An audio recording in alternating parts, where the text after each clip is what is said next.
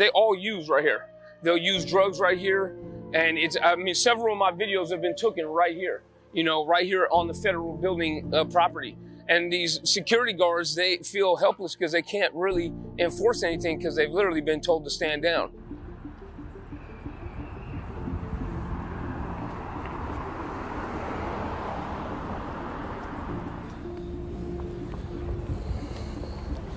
Hey, bro, put that shit away, man. You got kids walking out here, man.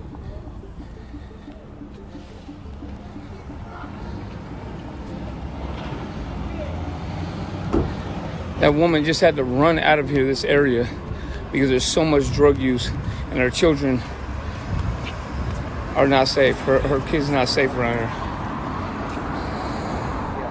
here. Name's Richie Wynn. I'm a San Francisco resident, been a native here my whole life.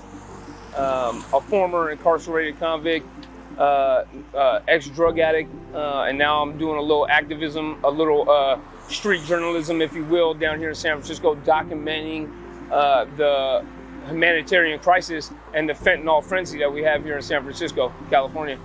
Really, they should really start rethinking their policies here, because this harm reduction site, it just doesn't work. They need abstinence-based treatment. They need to get clean. They need help to get back on the road to recovery. They don't need more syringes. They don't need crack pipes. They don't need tinfoil. They don't need any of that. They need to get some recovery in their life.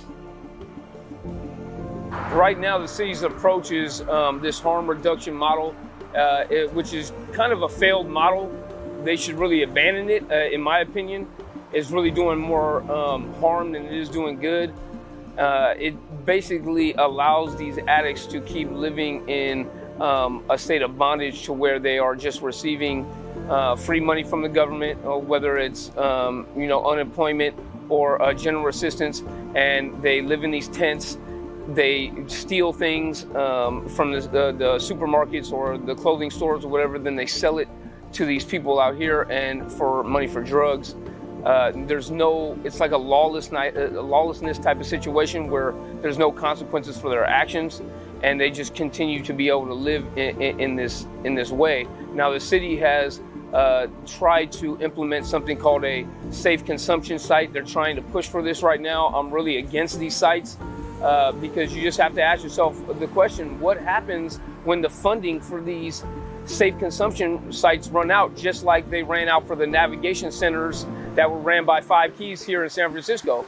Basically, what happens is these people still get put out on the streets, but with no treatment and no type of recovery-based approach. And so they basically are going to stay in this cycle of using and stealing and breaking the law, which makes it harder for the other side of San Francisco, the citizens, the tax-paying citizens, the hard-working people, to really coexist here. It makes it really hard, and that's why you kind of have like a mass exodus from California right now. It's kind of sad.